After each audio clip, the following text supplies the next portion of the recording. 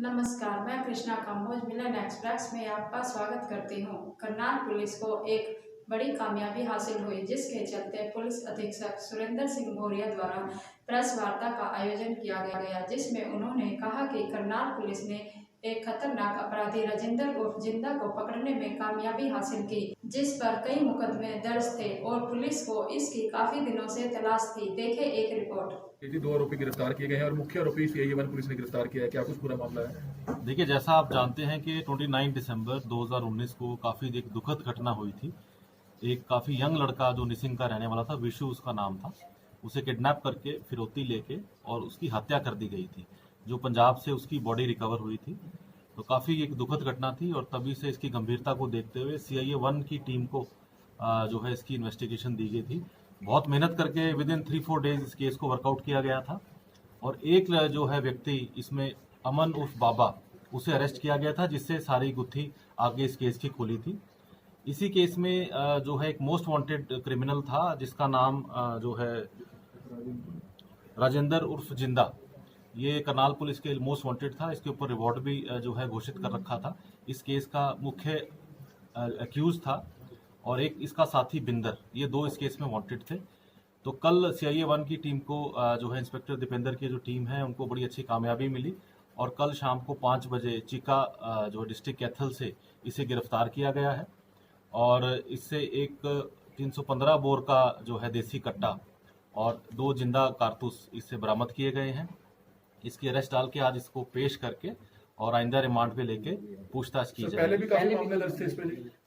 25 के आसपास मुकदमे इसके खिलाफ दर्ज हैं और जिसमें जो है हत्या, लूट, डकैती, चोरी, स्नैचिंग, ये सब वारदातें इसके खिलाफ ऐसे मुकदमे दर्ज हैं। और अभी 12 केसेस में ये वांटेड था। कुछ केसेस में पहले अरेस्ट हो गया था, 12 केसेस हरियाणा में या दूसरे राज्यों की पुलिस को भी तलाश थी? ये हरियाणा में ही था। मोस्टली इसके केसेस करनाल के, कुरुक्षेत्र के और कैथल, इन 3 जिलों में जो है काफी एक्टिव था। कितने का नाम है? अभी 5,000 पे इस पे जो है रिवॉर्ड घोषित कर रखा था, मोस्ट वांटेड की लिस्ट में क्या था। कार्रवाई की जाएगी सर? अब इसे जो है कल अरेस्ट किया है, इसे प्रिलिमिनरी पूछताछ की है, इसने सारी वारदात जो उसके बारे में डिटेल से बताया है। अब आइंदा पुलिस रिमांड लेके जो कैश की रिकवरी है, जो इसके हिस्से में आए थे, वो भी रिकवर किए जाएंगे। और एक और अच्छी बात है कि जो इसका दूसरा साथी था वो भी कल कोर्ट में सरेंडर कर गया, उसे भी प्रोडक्शन वारंट पे लेके उससे भी पूछताछ की जाएगी। बिंदर, ये दोनों गोंदर गांव जो निसिंग में है वहां के रहने वाले। हरियाणा के पूर्व स्पीकर कुलदीप शर्मा ने प्रेस वार्ता के दौरान कहा कि शराब का घोटाला CBI एजेंसी के द्वारा होनी चाहिए जांच और उन्होंने सरकार पर कई निशाने साधे। देखे एक रिपोर्ट। CBI द्वारा इन्वेस्टिगेटिव होनी चाहिए, क्योंकि सरकार की मिली भगत से घोटाला हुआ है। सरकार की मिली भगत से घोटाला हुआ है, इसलिए सरकार की किसी भी एजेंसी पर हमें विश्वास नहीं है। सरकार एक ईमानदार ऑफिसर को बिना नाक आँख कान का होम मिनिस्टर बनाना चाहते थे। खेमका जी का नाम सजेस्ट किया था, इसलिए उनका नाम हटा दिया गया कि सच्चाई सरकार उसमें एक किस्म से नेकेड हो जाती है, नंगी हो जाती है। इसलिए सरकार ने उन्हें जनधन खातों में सरकार द्वारा राशि डाली। जनधन खातों में जिनके गए हैं ना, उनसे पूछो। काफी लोग हाँ, उनसे पूछो ना, खुश है क्या? सर, लोगों से अपील करेंगे कि नुकसान काफी ज्यादा हुआ, 2 महीने लोग घर बैठे रहे, किस तरह से अपने रोजगार को उन्होंने ऊपर चढ़ाना है, किस तरह से मेहनत करनी है, किस तरह से भी बचना है, खतरा भी डला नहीं है। लोगों से क्या अपील करेंगे? मैं सबसे पहले ये कहना चाहता हूँ कि जिस प्रकार से सरकार के निर्देश हैं, आरोप लगे सरकार में बैठे लोगों पर, लेकिन मुख्यमंत्री जी ने शराब के घोटाले पर आज तक एक शब्द नहीं बोला है। अंग्रेजी में बोलते हैं साइलेंस अमाउंट्स टू एक्विसेंस। अगर वो बोल नहीं रहे हैं, 2 मजबूरियां हैं। एक तो गठबंधन सरकार चलाने की मजबूरी है और दूसरा सरकार को अपना खोट दिखाई देता है, इसलिए नहीं बोलते। शराब घोटाले की जांच हाई कोर्ट के सिटिंग जज से होनी चाहिए, CBI द्वारा होनी चाहिए। यह हजारों करोड़ रुपए की प्रदेश के रेवेन्यू को चपत लगाई गई, इसकी जांच निश्चित रूप से होनी चाहिए। सरकार में अगर हिम्मत है, सरकार अगर सच्चाई लाना चाहती है, मुख्यमंत्री अगर ईमानदारी के प्रति प्रतिबद्ध हैं तो इस सच्चाई को सामने लाने के लिए हाईकोर्ट जज और सीबीआई के द्वारा नहीं करा रहे हैं तो सरकार का खोट दिखाई दे रहा है, सरकार में कमी दिखाई दे रही है। दूसरा, प्रदेश का अन्नदाता है किसान, किसानों को 1160 करोड़ रुपए का जो भुगतान होना था, मैं पूछना चाहता हूं सरकार ने कितना भुगतान किया। जहां तक मुझे याद है केवल 172 करोड़ रुपया अभी तक किसानों के भुगतान के लिए गया है। जो 72 घंटे के अंदर भुगतान की प्रथा चली थी, जो हमने कांग्रेस की सरकार में चली कि 72 घंटे के अंदर भुगतान होगा, वो किसान आज फार्म भरकर आढ़ती और किसान के बीच में मतभेद पैदा करने की परिस्थितियां पैदा करके डायरेक्ट पेमेंट, इनडायरेक्ट पेमेंट की परिस्थितियां बना के किसान को बुरी तरह त्रस्त किया गया। किसान को कहा गया जीरी मत बो। सरकार ने कहा अपना पानी अपना विरासत। मुख्यमंत्री जी का ये कहने का मतलब क्या है समझ नहीं आया। खैर उन्हीं को समझ नहीं आया मैं क्या कह रहा हूं, और किसी को तो क्या समझ में आया। लोगों को धान ना रोपने देने की वजह से जो पंचायती भूमियां थी उनकी जो बोली हुआ करती थी उससे ही करीबन 250 करोड़ रुपए का सरकार का नुकसान। अब सरकार दूसरे प्रदेशों का गेहूं खोल रही है हरियाणा में, जबकि सारा गेहूं हो चुका है। दूसरे प्रदेशों का गेहूं आकर हरियाणा में बिकता था, 600 करोड़ रुपए का उससे मार्केटिंग फीस आया करती थी, उसका नुकसान हो गया। इसलिए तो मैंने कहा है ये प्रयोगशाला बना रखा है। किसान की कमर तोड़ने के लिए सरकार बजट है। पहले तो मौसम की मार लगी, किसान को बोनस देना चाहिए था। देश के प्रधानमंत्री के भाषण के बाद 5 दिन तक धारावाहिक चलाए फाइनेंस मिनिस्टर और स्टेट फाइनेंस मिनिस्टर का सीरियल, डेली एक प्रेस कॉन्फ्रेंस, पहले हिंदी अंग्रेजी में फिर उसका हिंदी अनुवाद। ये कहा गया कि 74,000 करोड़ रुपए हमने किसानों को दिया है। अरे किसानों की फसल खरीद का तुमने 74,000 करोड़ रुपए दिया है, आज से पहले मुफ्त में लेते थे क्या तुम? उसके अलावा एक पैसा बताओ कोई बोनस का दिया हो, कोई सब्सिडी का दिया हो, कोई बिजली का बिल माफ किया हो? कुछ नहीं किया गया और किसान को परेशान करके रख दिया। कांग्रेस के प्रतिनिधि जो चुनाव लड़ा था, क्या ये आपको दिखाई नहीं? आप सरकार का बता दो एक कार्य।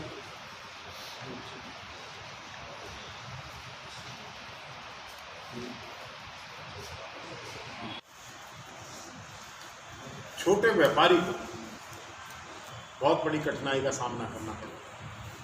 पहले तो 2 महीने दुकानें बंद रही, खुली हैं तो बिजली का बिल भी है, दुकान पर काम करने वालों की तनख्वाहें भी हैं।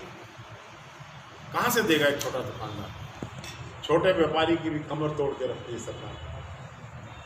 छोटे व्यापारी को राहत देनी चाहिए थी, छोटे उद्योगियों को राहत देनी चाहिए थी, किसानों को डायरेक्ट पैसा देना चाहिए था।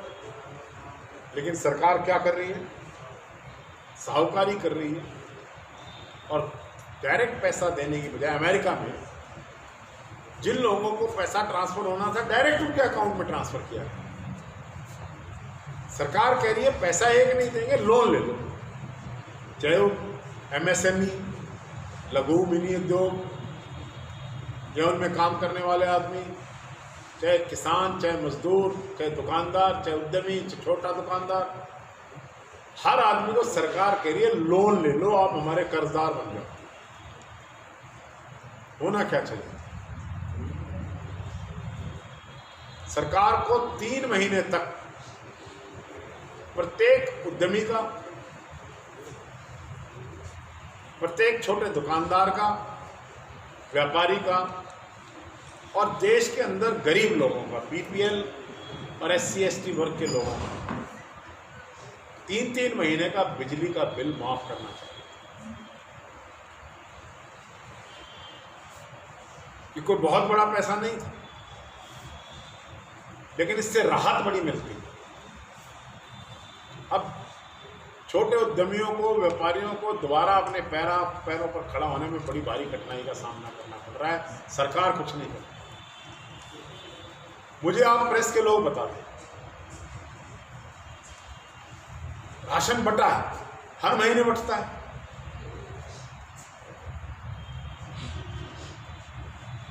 मैं मानता हूं राशन बटा है, लेकिन प्रदेश के अंदर गरीब लोगों को भूख, उनको तक खाना पहुंचाना, ये काम सरकार ने किया। ये सरकार एक काम किया निर्मल कुटिया ने, ये काम किया बेराकार सेवा ने, ये काम किया राधा स्वामी सत्संग ने, ये काम किया मानव सेवा संघ ने, ये काम किया पीयूष मुनि जी ने जो जैन समाज के,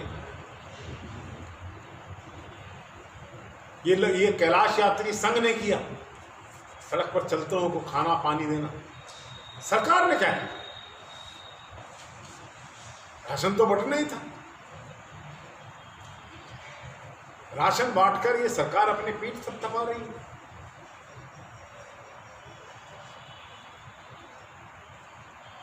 गरीब की जब आह निकलती है तो उसके बड़े दूरगामी परिणाम हुआ करते हैं। आज नहीं दिखेगा, आज नहीं दिखेगा। जब समय आएगा, जनता जब हिसाब किया करती है। और हरियाणा में ये समय जल्दी आया। हरियाणा में गठबंधन खतरे में। अगर आप विधायकों के बयान सुनेंगे तो उन्होंने खट्टर साहब को डायरेक्टली ये कहा है कि हम आपकी सरकार को समर्थन करने के लिए तैयार हैं, आप क्यों किसी का सहारा पकड़ लें। आपको कहो तो मैं सुना देता हूँ, वरना आप लोग तो मीडिया के सजग लोग हैं, आप सब लोग। सरकार खतरे में, सरकार जल्द गिरेगी, ये भविष्यवाणी में कर रहा हूं। लोगों की नजरों से तो गिर चुकी है। लोकतंत्र में जब लोगों की नजरों से सरकार गिर जाए तो ऐसी सरकारें फिर चला नहीं करती। ऐसी सरकार के खिलाफ आंदोलन और रेवोल्यूशन हुआ करता। जब ये खुलेगा देखना, तो इस सरकार के खिलाफ आंदोलन दिखाई देंगे, आपको रेवोल्यूशन दिखाई देगा इस सरकार की आक्रमणीयता के खिलाफ। पहले सरकार ये बताए कि ऐसी परिस्थितियां क्यों नहीं बनाई गई, चाहे वो स्वास्थ्य संबंधी थी, चाहे वो मजदूरों के जो रोजगार संबंधी थी, चाहे उनके खाने के संबंधी थी, तो इन्होंने क्यों नहीं ऐसी परिस्थितियां बनाई। अगर ये सामाजिक संस्थाएं करनाल में काम ना करती तो यहाँ का गरीब भूखा मर जाता। यहाँ पर अगर मजदूर छोड़ के गया है तो उसके लिए सरकार की नीतियां जिम्मेदार हैं, सरकार की प्रयोगशाला जिम्मेदार। सर, आपको नहीं लगता कि इस समय देश के जो हालात हैं, उस समय देश को एकजुट होना चाहिए, हर पार्टी को एकजुट होना चाहिए, राजनीति और प्रचार नहीं होना चाहिए इस समय? क्यों? सरकार अगर अपनी एब्डिकेट कर जाए, अपनी जिम्मेदारियों को छोड़कर चली जाए, तो विपक्ष का काम नहीं है उसको सामने लेकर आना। सिर्फ विपक्ष इसलिए चुप रहे कि देश संकट में है। क्या देश का संकट नहीं बढ़ रहा है कि सरकार अपना काम नहीं कर रही है? ठीक ढंग से सरकार लोगों को अटेंड नहीं कर रही है कि ये हमारा काम नहीं इस बात को उठाना। इसको राजनीति कहते हैं, राजनीतिक हैं हम। लेकिन झूठ बोलने की राजनीति अगर सरकार कर रही है, अगर लोगों के बीच में लोगों की सेवा ना करके सेवा का क्रेडिट लेने की राजनीति अगर सरकार कर रही है, तो हमारा भी ये फर्ज है कि सरकार जो नहीं कर रही है, जो सरकार को करना चाहिए था नहीं किया है, उसको जनता के सामने लेकर छोटे कामगारों का रोजगार बेपटरी हो गया है, छोटे कामगारों का। और लॉकडाउन 1-2 में राशन वगैरह दिया जा रहा था, लेकिन 3-4 में वो भी हाथ पीछे खींच लिया गया। पहले ही कह रहा हूँ, राशन का बहुत बड़ा घोटाला है। सरकार की जिम्मेदारी है ना राशन देना। प्रोक्योरमेंट कंट्री के अंदर 3 साल के अनाज का स्टॉक बनाया जाता है, उसको डिस्ट्रीब्यूशन के लिए सरकार का काम है। केंद्र सरकार अनाज देगी, डिस्ट्रीब्यूशन कटिंग एज पर हमारी प्रदेश सरकार का। अब आप बता रहे हैं लॉकडाउन 3 और 4 में राशन मिलना ही बंद हो गया। बेहद मजदूर रुकेगा कैसे? गरीब आदमी रुकेगा कैसे जिसको राशन नहीं मिलेगा? सरकार का जनधन खातों में 500 रुपए डाले हैं। जो किनारा टूट जाता है रात को 3 बजे, उससे पहले लोग शिकायत करते हैं कि यहाँ पर ये नहर कभी भी हो सकती है, कुछ भी हो सकता है, कुछ कार्रवाई नहीं हुई, बहुत बड़ी त्रासदी हो गई रावल के अंदर। इसके बारे में आपको क्या? देखिए, मेरा ये मानना है कि अगर सरकार को, जैसा आप कह रहे हैं कि लोगों ने पहले ये चेता दिया कि ये नहर टूट सकती है, इसका जो तटबंधन है वो टूट रहा है, उसमें कमजोरी आ रही है, और उसके बावजूद सरकार ने कार्रवाई नहीं की है, तो उन लोगों के खिलाफ जिन्होंने ये कार्रवाई नहीं की, जिन्होंने हजारों एकड़ ज़मीन के अंदर पानी भर दिया, इतनी बड़ी नहर आवर्धन है, उन लोगों के खिलाफ तुरंत कार्रवाई होनी चाहिए। लेकिन मुख्यमंत्री जी तो, उनको चंडीगढ़ की कोठी से फुर्सत मिलेगी तब ड्रामर देखने आएगी। सर, उप मुख्यमंत्री दुष्यंत चौटाला के पास ही खाद्य पूर्ति विभाग है जो राशन वितरण का काम करता है, और शराब का जो एक्साइज महकमा है वो भी उनके पास है। तो क्या लगता है कि दोनों महकमों में इतने बड़े बड़े घोटाले होते हैं और वो चुप क्यों है? तो कार्रवाई क्यों नहीं होती? नहीं, वो चुप है या नहीं? मुख्यमंत्री क्यों चुप? मुख्यमंत्री बनती है नहीं, मुख्यमंत्री की जिम्मेदारी। मुख्यमंत्री का मतलब क्या होता है? Chief minister. मैं छोटे या डिप्टी चीफ मिनिस्टर या मिनिस्टर के खिलाफ मैं बात करूँ, मैं तो मुख्यमंत्री से बात करना चाहता हूँ कि मुख्यमंत्री जी, आप ईमानदार हैं, आप कर्मणीय हैं, आपसे कांग्रेसी जलते हैं क्योंकि आप बहुत मेहनत कर रहे हैं।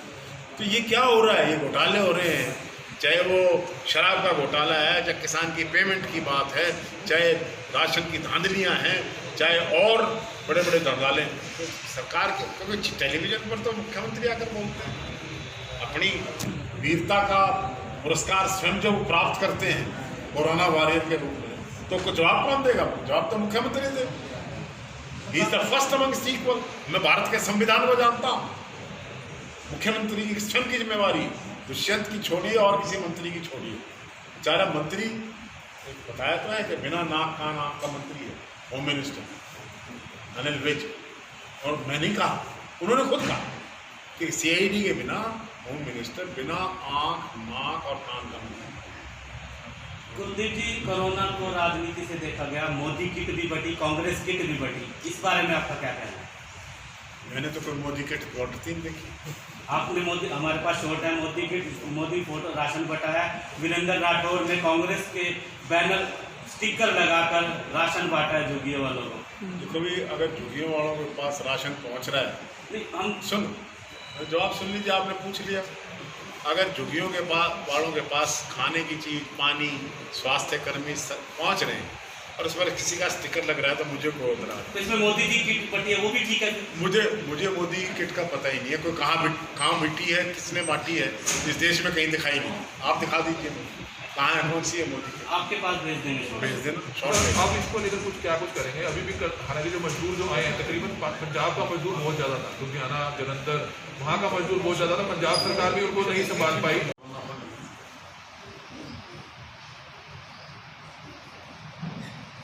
इस प्रकार की परिस्थितियां प्रदेश में हैं और राशन की जो डिस्ट्रीब्यूशन हुआ है उसमें भी धांधली दिखाई दे रही है। जिन लोगों तक पहुंचना चाहिए था, क्योंकि लोग टेलीविजन पर आ रहे हैं, आप ही दिखा रहे हैं, अखबार में ही पढ़ रहे हैं कि लोग ये दिखाई दे रहे हैं, लोग ये कह रहे हैं हमें तो मिला नहीं, हमें मिला नहीं। और हरियाणा अपने मजदूरों का, हरियाणा अपने प्रवासी मजदूरों का, हरियाणा अपने गरीबों का ध्यान नहीं रख सका, हरियाणा की सरकार नहीं रख सकी, हरियाणा की सरकार ने कोई कदम नहीं उठाए इसलिए मास स्केल पर पलायन हुआ। जिस तरह जो हरियाणा से पलायन हुआ है, फरीदाबाद की इंडस्ट्री बैठ गई है, गुड़गांव का कॉरपोरेट ऑफिस बैठ गया है, सोनीपत की इंडस्ट्री बैठ गई है, क्योंकि मजदूर नहीं है। इसके लिए हरियाणा के मुख्यमंत्री और हरियाणा की सरकार जिम्मेदार है, जो इस पलायन को रोकने में नाकाम है।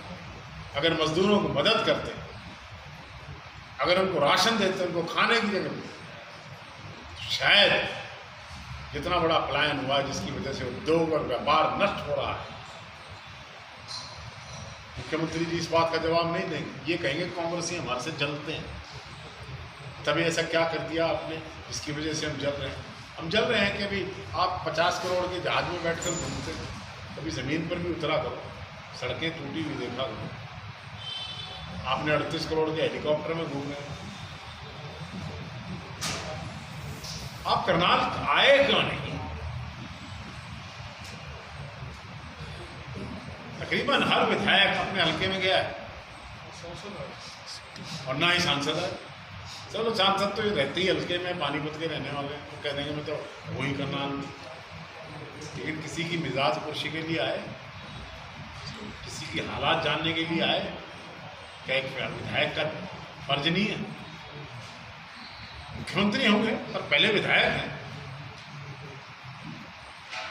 उनको 5-5 बार 6-6 बार टेलीविजन पर बैठकर घंटों बोलने की फुर्सत तो है,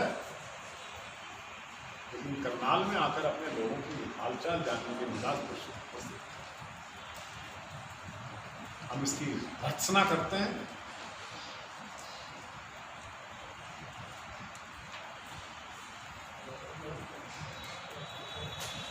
सरकार ने क्या बांटा ये बता दें। मैं यही कहूँगा कि आपदा प्रबंधन फंड या चीफ मिनिस्टर ने जो कोरोना फंड इकट्ठा किया वो गरीब लोगों के अंदर नहीं पहुँचा है। वो कहाँ जा रहा है, किस जगह जा रहा है, उसका क्या इस्तेमाल हो रहा है, क्या प्रयोग हो रहा है, ये सरकार बताएगी। 20 लाख करोड़ के आर्थिक पैकेज किस प्रकार से देखते हैं? 20 लाख करोड़ का आर्थिक पैकेज खानों में सुनने के लिए बड़ा मीठा रस बोल रहा है। एक राजा ने एक उसको गाना सुना रहा था बजा दरबार में। उसने कहा इसको हीरे भी दे दो, मोती भी दे दो, जागीर भी दे दो। तो घर गया, ना हीरे मिले, ना मोती, ना जागीर आई। अगले दिन राजा के पास गया कि आपने तो कहा था हीरा मोती जागीर दे। तो राजा ने कहा जो मेरे कान को अच्छा लगा मैंने सुना, जो आपके कान को अच्छा लगा वो आपने सुना, देना लेना क्या है? 20 लाख करोड़ का पैकेज, ये वही चीफ प्रधानमंत्री हैं जो ये कहा करते थे कि मेरा एक स्वप्न है मित्रों, जो हवाई चप्पल पहनता है देश के हवाई जहाज में सैर करे, आज वो हवाई चप्पल पहनने वाला 40 डिग्री टेम्परेचर से ऊपर कड़कती धूप में बिना पानी और सब अपने परिवार और बच्चे और प्रेग्नेंट वुमेन के साथ सड़कों पर चल रहा है। देश का प्रधानमंत्री उनके लिए जहाज है। केवल 10 लाख लोग, 12 करोड़ लोगों में से 10 लाख लोगों को अभी तक उनके घर पर 20 लाख करोड़ का पैकेज, एक लोन मिला है। फाइनेंस मिनिस्टर का धारावाहिक संबोधन है, देना देना कुछ नहीं। तो एक सकारात्मक विपक्ष के रूप में सरकार को हर चीज में सहयोग दिया। अब परिस्थितियां जब ये बन गई कि देश का गरीब पिस गया, मजदूर लुट गया, सड़कों पर आ गया, पैदल चल रहा है, तो कांग्रेस नहीं। सर आपने कहा था हम ठगी करते 40 लाख रुपए का चेक कांग्रेस माननीय मुख्यमंत्री जी को सौंप चुकी है इस खर्चे के लिए, जो मजदूर जाना चाहते हैं। कुलदीप जी जो नेताओं की अगर बात करें, चाहे वो कांग्रेस के नेता हो चाहे बीजेपी के नेता हो, वो बाहर नहीं निकले, एक अद्धा नेता को छोड़ के कांग्रेस के सभी क्या कोरोना से डरे हुए थे? नहीं, कोरोना का जब लॉकडाउन था तब बाहर निकलने की पाबंदी थी। आज भी 10 साल से नीचे के बच्चे और 65 साल से उम्र के ज़्यादा बुजुर्ग निकलने की पाबंदी है। जब पाबंदी थी तो मैं तब नहीं कर, जब रिलैक्सेशन हो गई तब निकलना चाहिए। सबसे पहले जिम्मेवारी किसकी है?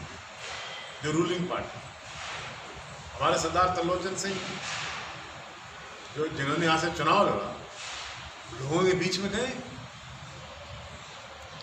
कांग्रेस के प्रतिनिधि के रूप में गए, कांग्रेस के यहां से प्रत्याशी थे इसलिए गए हैं, अब भी जा रहे हैं। और कौन गया है? शर्मा जी, कितना घोटाला हुआ होगा कोरोना काल में? है जी, कोरोना काल में कितना घोटाला हुआ होगा लगभग? कोरोना काल तो घोटाला काल के रूप में जाना जाएगा, चाहे वो शराब के घोटाले हों, चाहे वो राशन के डिस्ट्रीब्यूशन के घोटाले हों, चाहे चंदा उगाई के घोटाले हों। जैसे यहाँ सैनिटाइजेशन का घोटाला प्रदेश में बड़ा जोर शोर से उठाया जा रहा है, सैनिटाइजेशन का लाइसेंस देने का, इसको मैं 2 महीने से बिस्तरे में था, मैं टेलीविजन ही देखता था।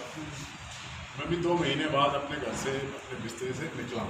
शर्मा जी, इसमें मजदूरों को सबसे ज़्यादा जरूरत थी काउंसलिंग की। काउंसलिंग कोई भी कर सकता है, समाज सेवी संस्था कर सकती है, कांग्रेसी कार्यकर्ता कर सकते हैं कि आपको छोड़ने की जाने की जरूरत नहीं है। वो पैनिक होकर जा रहे थे, उनको राशन मिला, उसके पास था, ऐसा नहीं है कि सामाजिक संस्थाएं पहुंचा रही थी, गुरुद्वारा पहुंचा रहे थे, मंदिर पहुंचा रहे थे, लेकिन उनको काउंसलिंग की जरूरत थी, वो किसी ने नहीं की। निश्चित रूप से बात करना चाहे दूसरी पार्टियों की बात, निश्चित रूप से इस बात की बहुत बड़ी जिम्मेदारी है मजदूरों के काउंसलिंग की, मजदूरों को यहाँ पर ठहराने की सरकार की थी। कुछ ऐसी स्थितियाँ बनाना कि मजदूर यहाँ से छोड़कर ना जाए, सरकार का काम। सर, विपक्ष का भी तो काम बनता है ना, दूसरी पार्टियां भी, लोग भी तो कर सकते, सैकड़ों कार्यकर्ता कांग्रेस के भी थे। नहीं किया गया सरकार ने पहले तो बताइए, सरकार अपनी जिम्मेदारी छोड़ रही है। तो सरकार अगर अपनी जिम्मेदारी, सरकार ये कहे हमारी कोई जिम्मेदारी नहीं। प्रवासी मजदूरों को जिला प्रशासन की ओर से राधा स्वामी सत्संग घरों में ले जाकर उनकी जिला प्रशासन द्वारा मदद की जा रही है। डीएसपी राजीव ने कहा कि जो नजदीक के मजदूर हैं उनको बसों द्वारा घर पर पहुंचाया जाएगा और जो दूर के रहने वाले हैं उनको ट्रेनों द्वारा घर तक पहुंचाने की हमारी प्राथमिकता रहेगी। यह है कि आप यहाँ पर रहिए, सेफ रहिए, आपको जल्द से जल्द आपके घर भिजवाने का कोशिश करेंगे। और ये देखिए, अब यहाँ पे रहिए आप लोग, जब तक आपको ट्रेन की व्यवस्था प्रशासन करवा रहे हैं। आप लोग यहाँ रहिए, यहाँ से पैदल जाने का रास्ता नहीं है। सारे ठीक नहीं, समझा दिया था ना, आपको समझा दिया, समझ आ गया। बार बार फोन मत करना आप हमें भी, ठीक है? 2, 3, 4, 1 हफ्ता रुकिए आप, ऐसा नहीं है कि 4 महीने रखा जाएगा आपको, ठीक है? फिर भी हम आपके लिए खड़े हैं, जब भी आप बुलाओगे आएंगे हम, लेकिन थोड़ा कोऑपरेट करो आप भी। और ये तस्वीरें हैं, जरूरत जो हमें लगा है वो काउंसलिंग इनकी करती है और बड़े प्यार से इनको समझाया गया है। जो मेन प्रॉब्लम हमें देखने में आई है कि इनके अंदर कोई सी मिसकन्फ्यूज़न है। इनको ये लग रहा है कि 4 महीने तक ये यहीं रहेंगे, और वो कहीं 1-2 लोग हैं जो इनको आपस में कह रहे हैं। तो हमने वो क्लियर कर दिया है कि इनको जो भेजना है ओनली मीडियम इज ट्रेन्स हमने गवर्नमेंट ऑफ इंडिया से डिमांड कर रखी है, जैसे ही मिलेंगी।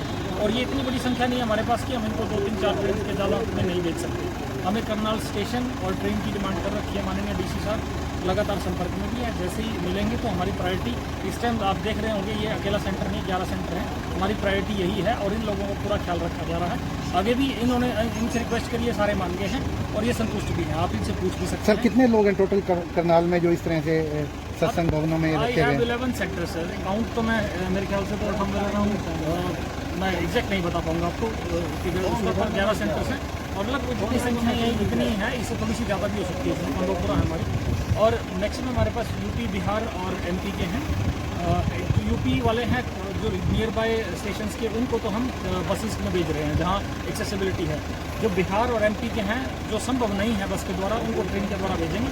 इसमें थोड़ा सा समय लग सकता है, इन लोगों को हमने बोला धैर्य रखें और इनकोऑपरेट भी कर रहे हैं, बिकॉज इनकी व्यवस्था हमने बढ़िया कर। एक प्रेग्नेंट महिला भी है सर इसमें, वो हम अभी जैसे हम आए थे हमने देखे, हम उनको शिफ्ट कर रहे हैं तंबोपुरा हमारे पास फीमेल डॉक्टर है, वहाँ फैसिलिटी फीमेल्स के लिए ज़्यादा है, तो वो उनकी जो स्वास्थ्य है उसको ध्यान में रखते हुए डिसीजन लिया गया है। और उसके पास एक बच्चा भी है गोद में और वो प्रेग्नेंट भी है, तो उसको ज़्यादा केयर की ज़रूरत है। बाकी जो एम्बुलेंस वगैरह है एसडीएम साहब भी हैं, उनसे बात करके अरेंज करा दी है। इनकेस कोई मेडिकल उसको नीड भी है उसका भी ख्याल रखा रहेगा। ये प्रवासी भी हमारे भाई हैं जी, और हम जब तक ये यहाँ हैं ये हमारे मेहमान हैं, हमारे भाई रहेंगे, हमारे परिवार रहेंगे। इसके बाद जब इनको भेजेंगे तो भी हम संतुष्ट करके देंगे। Thank you sir, thank you. और ये हैं डीएस। इस बुलेटिन में फिलहाल इतना ही। आप देखते रहिए मिलन एक्सप्रेस। नमस्कार।